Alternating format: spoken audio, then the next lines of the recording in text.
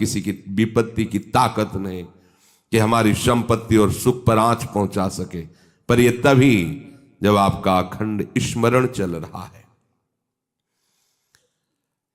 अखंड स्मरण के लिए वाचो वेगम, मनसः क्रोध वेगम, हिंसा वेग, मुदरोपस्थ वेगम, एतान वेगान सहते यस्तु विद्वान निंदाचास्य हृदयम नोपहन्यात्। जो विद्वान उपासक वाणी का वेग, मन का वेग, क्रोध का वेग, हिंसा का वेग, भूख का वेग और जनेन्द्रिय जनित मैथुन का वेग जो सह जाता है, वही महात्मा निरंतर भजन कर सकता है, वही उपासक निरंतर भजन कर सकता है। नहीं, यही वेग आकर उसके भजन में अंतराय पैदा कर देते हैं। ये वेग वाणी का, मन का, क्रोध का, हिंसा का, उदर का, उपस्थ का यदि आप नहीं सहन करते तो ये आपके भजन में बाधा डाल देंगे, निरंतर भजन नहीं होने देंगे। दूसरा, निरंतर भजन करने में जो प्रभु कह रहे हैं आसीत मत्परा, मेरे परायण होकर भजन करो। अब इन वेगों से बचकर के भजन में चलता है तो उसके अंदर एक बात आने लगती है, मैं अच्छा भजनानंदी हूं। जहां ये बात आई तहां वो दूसरों जो वैष्णव है, महतजन है, महात्मा जन है, वो टीका टिप्पणी करने लगता है उनकी। ये होता है, अपने में श्रेष्ठ भाव आने पर दूसरे साधकों की, वैष्णवों की, महापुरुषों की, महतजनों की वो टीका टिप्पणी करने लगता है। ऐसा क्यों, ऐसा, ऐसा क्यों, ऐसा। ये आपके भजन को ही रोक देगा। निरंतर भजन चलने की तो बात जाने तो भजन से ही विमुख कर देगी ये वृत्ति। ये 6 बातें संतों के प्रति नहीं करनी चाहिए। वो वेग सहो और ये बात भूलकर अपनी वाणी पे न लाओ। बास निरूपण,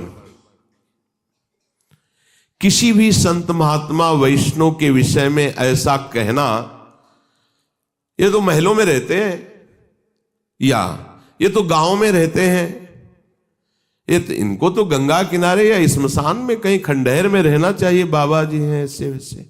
वास निरूपण करना, तभी जब अहम जागृत होता है तो संतों के प्रति टीका टिप्पणी शुरू हो जाती है।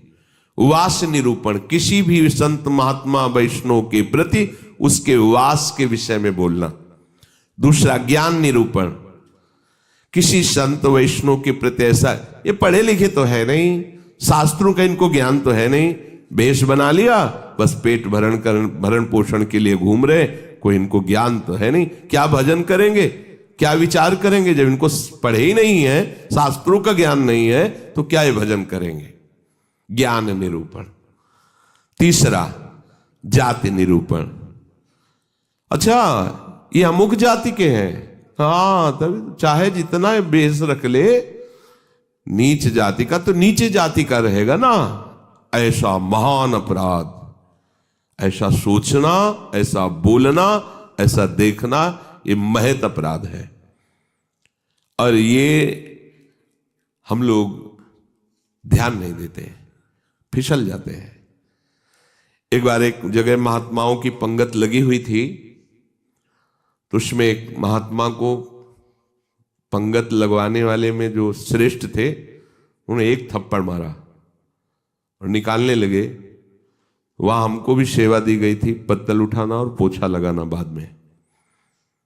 तो परोसाई जब होती थी तो उस समय खड़े रहते थे। तत्काल गए, हमने कहा आपने क्यों थप्पड़ मारा? तो उन्होंने जाति निरूपण किया कि इस जाति का है, तुम नहीं जानते हो, और ये साधुओं की पंगत में बैठा है, उनका आचार्य परंपरा का तिलक लगाए हुए है और भेष धारण किए हुए है। आप आचार्य परंपरा की प्रधानता रखते हैं या जाति की प्रधानता रखते हैं? वो महात्मा अश्रु प्रवाह करने लगे कि क्या मेरे को भगवान का भजन करने का अधिकार नहीं है? क्या मेरे को भगवत प्रसाद पाने का अधिकार नहीं है? जब हमें गुरु ने वस्त्र दिया है, भेष दिया है, तो हम संतों की सभा में उन्हीं की आज्ञा से बैठे हैं। वैसे हम इस योग्य नहीं हैं, पर बैठे हैं। उनकी दैन्यता देखकर तत्काल उनको हृदय से लगाया और उनसे कहा कि दोबारा ऐसी गलती ना हो। ये क्या मर्यादा है वेश के ऊपर? और उनके चरण पकड़े, एक बार इनको क्षमा करके आप बैठ जाइए, आप प्रसाद पा लीजिए। उस समय भागवती का आवेश में बोले, उनकी सामर्थ्य नहीं हुई दोबारा उनको वो प्रसाद पा के निकले। मन में ठान लिया कि झोला उठाओ और भागो यहां से। नहीं, जहां संत का अपमान हो वहां नहीं टिकना चाहिए। तो भूल हो जाती है। राजसूय यज्ञ में भगवान ब्रह्मा से लेकर के सब ईश्वर कोटि के महापुरुष पधारे थे, जिसमें स्वयं सर्वेश्वर भगवान श्री कृष्ण विराजमान थे। और उस पवित्रता का क्या वर्णन करना, जहां साक्षात धर्मराज विराजमान है वहां अपवित्रता का प्रवेश नहीं हो सकता। लेकिन यज्ञ की पूर्णता नहीं हुई थी। यज्ञ की पूर्णता सुपच वाल्मीकि के चरण धोकर रसोई में पवाने से हुई थी। स्वयं भगवान श्री कृष्ण चंद्रजू ने ऐसा आदेश किया था, जिन्होंने स्वयं गीता जी में कहा, चातुर्वर्णम मया सृष्टा गुण कर्म विभागशः। लेकिन यदि वो भगवद अनुरागी है तो चातुर्वर्णम मया सृष्टा का सिद्धांत नहीं लागू होगा। भगवान व्यास देव जी कह रहे, अहो वत्सो पचतो गरीयान यज्जिभ्यागे वर्तते नाम तुभ्यम। यदि राधा राधा कृष्ण कृष्ण जिभ्या से निकल रहा है, वो चांडाल भी है, तो उसका चरणामृत लेके पीना चाहिए। इसलिए हरिराम व्यास जी कहते हैं, व्यास मिठाई विप्र की तामे लागे आग, वृंदावन के स्वपच की जूठन खइए मांग। व्यास रसिक तेई बड़े ब्रजते अनत न जाए, वृंदावन की स्वपच लो जूठन मांगे खाएं। ये जाति निरूपण संत के प्रति करना महत अपराध है। और ये जब जाति का अभिमान बना हुआ है तो भगवत दासत्व का अभिमान कैसे आ सकता है? किसी भी मार्ग में हो, आगे चल करके सब लय हो जाता है। ये देहाभिमान के अंतर्गत आता है। देह ही तो जन्मी है जाति में, ये स्वरूपाभिमान थोड़ी है, ये देहाभिमान ही है। इसलिए वैष्णव के सबके एक ही गोत्र हैं, अच्युत गोत्र। अपने सब रसकों के एक ही गोत्र है, हरिवंश गोत्र। अगर हम जाति पक्ष में चले जाएंगे तो भगवत पक्ष से हट जाएंगे। तहां जाति कुल नहीं विचार, कौन सुत्तम कौन गंवार, सार भजन हरिवंश को। और यारस मगन मिटे भवत्रास, सुनहु रसिक हरिवंश विलास, श्री हरिवंश गाय। कहीं भी प्रकट हुआ हो किसी भी कुल में, और वो जब आचार्य के शरणागत हो जाता है, आचार्य परंपरा से, तो अभेद हो जाता है। सुने प्रपन्न जेब है, अभद्र सर्व के गए, तिन्हें मिले प्रसन्न हुए, न जाति भेद मानिए न जाति भेद मानिए। उनको देख करके कहना चाहे, सुभाग हमारे अहोभाग्य आपके दर्शन हुए, आप पधारिए, आप विराजिए। और जैसे अपने पूज्य जनों का स्वागत किया जाता है, ऐसे मन में भी नहीं आना चाहिए कि ये अमुक जाति का संत है, इसके पैर कैसे छुएं, इसका चरणामृत के। अगर ऐसा तो आपका भजन बाधित हो जाएगा। जाति निरूपण, यही गलती हो गई थी दंडकारण्य के ऋषियों से श्री माता सबरी के प्रति। एक तो स्त्री जाति और दूसरी भीलनी। कैसे हम महाब्रह्म ऋषियों के बीच में बड़े बड़े कीड़ा पड़ गए थे, सरोवर के जल का प्रयोग नहीं कर सकते थे, सब अशांत थे। और भगवान श्री राम ने माता सबरी को सौभाग्य दिया, ऐसा जो ब्रह्म ऋषियों को भी नहीं मिला। इसलिए कभी किसी संत के जाति निरूपण न करें। ये बिल्कुल, देखो हम सब प्रभु के अंश हैं। कर्म के अनुसार शरीर में आए, कर्म के अनुसार कुल में जन्मे, लेकिन हमको वो लेके थोड़ी बैठना है। हमको तो अपने प्रीतम के पास जाना है। हम ये कुल कर्म को लेके, जाति धर्म को लेकर के, शरीर को लेकर बैठे रहेंगे तो अगला जन्म निश्चित हो जाएगा। हमें प्रभु के पास जाना है। जो ही ये बात सोचकर आगे बढ़े तो आप केवल प्रभु के हो गए, खत्म खेल। बस सृष्टि चक्र के खेल के लिए है चातुर्वर्णम। भगवत मार्ग में जे ही आरूढ़ हुए तो वो शरीर राग हटा, भगवत अंश हो। जितने ब्रह्मा जी पवित्र हैं उतने तुम्हारा स्वरूप पवित्र है। जो भगवान शंकर का स्वरूप है वही तुम्हारा स्वरूप है। स्वरूप में अंतर नहीं है, अंतर है देह में। स्वरूप तो सबका एक ही है, भगवत स्वरूप है, सब आत्मस्वरूप है। चौथा, वृत्ति निरूपण। किसी महात्मा को देख के कहना है ना हाथ में माला है, हमें खास तो भजनानंदी तो लगते नहीं, पड़े रहते हैं, इधर खाते उधर खाते, भंडारा खाते, डोलते हैं। बिल्कुल नहीं। तुम क्या जानो, क्या जानो कौन सी क्या वृत्ति है। एक भजन की ऐसी भी वृत्ति होती है जिसमें माला विक्षेप होता है। भजन में सहायक माला होता है, और एक भजन की ऐसी वृत्ति होती है जिसमें माला विक्षेप होता है। अगर कभी उत्साहपूर्वक ले भी लिया जाए तो 10-5 मिनट से ज्यादा नहीं चलेगा और रख जाएगा। स्वाभाविक छाया हुआ है। अब वहां मन का चलाए तो विक्षेप पड़ रहा है, गिनती करे तो विक्षेप पड़ रहा है, चल रहा है। अब आप क्या जाने, आप माला देख के तो जान जाते हैं कि जप हो रहा है, लेकिन बैठे हैं, टहल रहे हैं, तो आपको लगा खाली टहल रहे हैं। नहीं, ऐसा नहीं। संतों को जानना बड़ा कठिन होता है। एक बार गुरु जी की सेवा में सुकुमारी शरण थे, जे ही लाडली कुंज में प्रवेश हुए तो महाराज जी का दुर्गंध आ रही। ऐसे देखा और कहा, वैष्णव अपराध करके आ रहे हो क्या? तो महाराज जी हम साबुन लगा के नहीं नहाते तो शायद शरीर से दुर्गंध। बोले वो दुर्गंध नहीं, ये वैष्णव अपराध की दुर्गंध है। गुरुदेव ने कहा, महाराज जी सावधान रहते हैं, कोई वैष्णव अपराध तो नहीं, हमें महसूस हो रही है। आप पहले वहीं खड़े रहिए, बताइए क्या वैष्णव अपराध किया है। भजन का क्या प्रभाव होता है, बहुत सूक्ष्म है, बहुत सूक्ष्म। महापुरुषों के हृदय से ही पता चलता है ना। प्रारंभ में था तो पंडित बाबा की वाणी पढ़ी तो तन्मयता एकदम पंडित बाबा में हुई। तो दूसरे दिन सेवा में गए तो उन्होंने कहा कि हमारे चिंतन में कृष्ण बलराम आए, तुम्हारे सिवा और किसी का यहाँ आना नहीं है। तुम कहा महाराज जी पंडित बाबा का चरित्र पढ़ रहे तो एकदम उसमें तन्मयता एकदम। बोले हाँ तभी आया चीते। अब कितना सूक्ष्म, मतलब ये सबके समझ में की बात। परिक्रमा दे रहे थे जगन्नाथ बाबा की कुटिया, दोपहर में देखा महाराज जी गायब। देखा तो अप्सरा कुंड में ध्यानस्थ एक वृक्ष के नीचे बैठे। महाराज जी वहां से क्यों चले आए?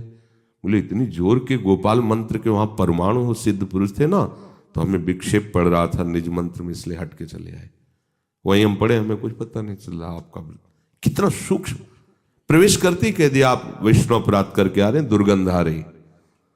वो हाँ महाराज जी अगर ये वैष्णव अपराध है तो फिर वो एक समोसा बांट रहे थे तो एक संत बार बार समोसा ले और खाते जा रहे थे, फिर लेते जा रहे थे, तो उसने धक्का मारा और दबकाक भगा दिया। तो हमें लगा कि कैसे संत हैं, ये समोसा के लिए बार बार हाथ फैला रहे हैं। तो बोले उनको जानते हो? बोले हाँ प्राय वो दिखाई देते हैं बिहारी जी की गली में।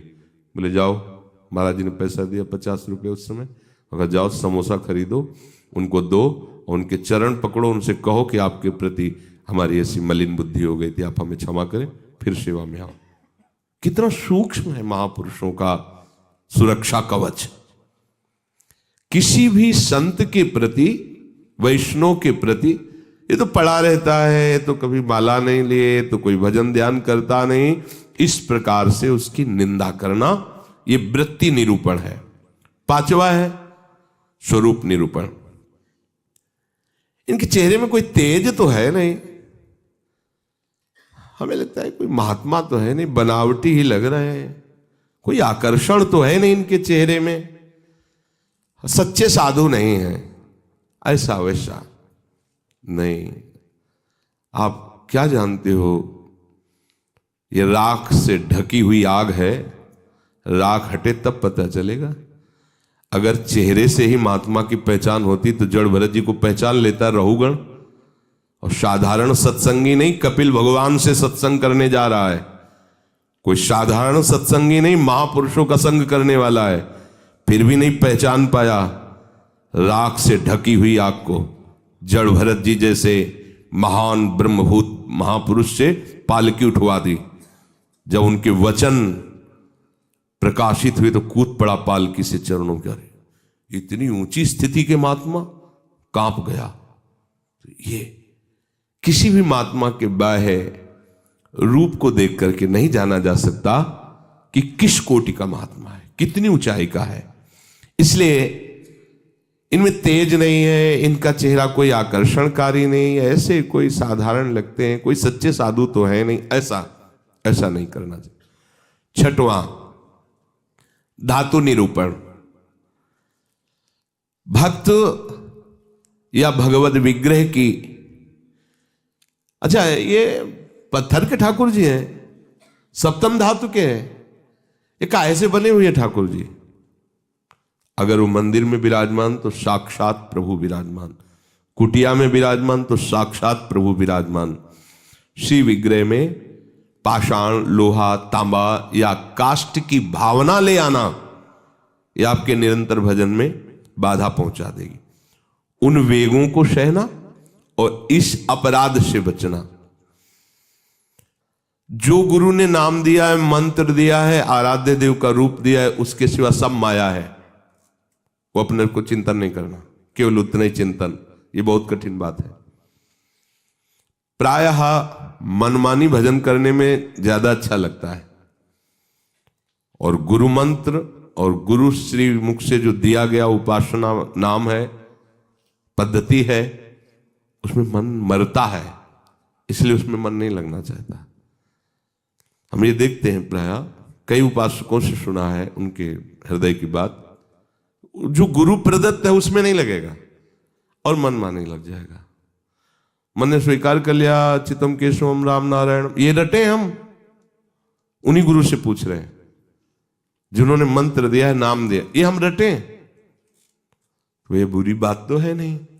भगवान के नाम जपिए, पर बात नहीं बनेगी। जहां बात बननी है वहां मंत्र मूलम गुरु वाक्यम, जो गुरुदेव ने शब्द दिया है, नाम दिया है, मंत्र दिया है, बस होए अनन्य एक व्रत गाए, वही। चाहे जितना मन चंचल हो, जो ऐसी निष्ठा वाला होता है, देर नहीं लगता शांत होने में। पर जिनका है कि छलांग लगाना अच्छा लगता है, थोड़ी देर ये जपा, थोड़ी देर वो जपा, थोड़ी देर वो जपा। अरे भगवान का तो भजन करना है, अभी वो पद्धति को नहीं समझे, अभी रस मार्ग में बहुत दूरी है, अंतराय है। सभी कार्य करते हुए अपने स्वरूप में स्थित रहना। जैसे अपने लोगों का स्वरूप है सहचरी, तो जगने से लेकर शयन तक आपकी स्मृति में रहना चाहिए, मैं श्री जी की सहचरी हूं। भले अनुभव में नहीं आ रहा,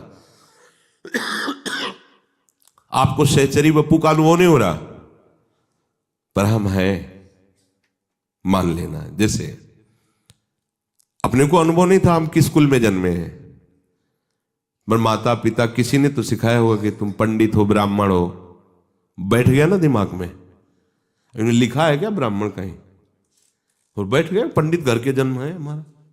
ऐसे ही गुरु ने तुम्हें नया जन्म दिया है, न स्त्री हो, न पुरुष हो, न ब्राह्मण हो, न क्षत्रिय हो, न वैश्य हो, न शूद्र हो, न गृहस्थ हो, न विरक्त हो, क्या हो? श्री जी की प्रिय सखी हो तुम। स्वीकार करो। जैसे माँ ने सिखाया था कि ये तुम्हारे पिता हैं और पिता ब्राह्मण कुल के, तो तुम भी ब्राह्मण कुल के हुए, समझ गए? तुम पंडित की संतान हो तो पंडित ही हुए। ऐसे ही तुम हमारे प्रिया प्रीतम के अंश हो। गुरुदेव ने समझाया तुम प्रिया प्रीतम की प्रिय सखी हो। बस ये दिमाग में तुम लाओ पहले, इसी से स्वरूप जागृत होगा। जो उपासना पद्धति मिली पहले दिमाग में ले आओ, न स्त्री हो, न पुरुष हो, न गृहस्थ हो, न विरक्त हो, न ब्राह्मण हो, न क्षत्रिय हो, न वैश्य हो, न शूद्र हो। तुम क्या हो? तुम प्रियालाल के निज जन हो, तुम प्रियालाल की सहचरी हो, प्रियालाल की प्रिय सखी हो। ये सुबह से शयन तक आपके दिमाग में आ जाए। जैसे हम रटते नहीं हैं, पर कभी भी पूछ लिया जाए तो हम अपनी बात बता देंगे। ये शरीर कहां जन्मा है, क्या है, कभी याद नहीं करना है, लेकिन वो है ना। ऐसे ही सहचरी बप्पू का है। हमने दर्शन नहीं किए सहचरी स्वरूप के, पर हमारे गुरुदेव कह रहे हैं कि आप सहचरी बप्पू हो, आपका स्वरूप सहचरी है, तो हम पहले स्वीकार करते हैं। उठते बैठते चलते फिरते आपके दिमाग में बात बैठ जाए कि मैं श्री जी की प्रिय सखी हूं, युगल सरकार हमारे प्रीतम हैं, और पीछे की जो बातें की गई वो हमारे जीवन में ना हो, तो भगवान जो कह रहे हैं आशीत मत परहा, मेरे परायण होकर बैठ जा, अर्थात आप निहाल हो जाओगे। भगवत आश्रित भगवत परायण वर्तमान में ही आनंदित होता, भविष्य की बात नहीं होती। वर्तमान में जाने मोरी छाती, उसका हृदय जो शीतलता और आनंद से भर जाता है, फिर वो कृतकृत्यता का अनुभव करता है। इसलिए सत्संग का श्रवण करो, फिर मनन करो और उसको जीवन में धारण करो। जो कहा गया नहीं करना उसको छोड़िए, जो कहा गया स्वीकार कीजिए उसको स्वीकार कीजिए। यही विवेक है, असत का त्याग और सत को स्वीकार करना। जिस सत को स्वीकार किया उसी में अनुराग कर लेना, यही उपासना।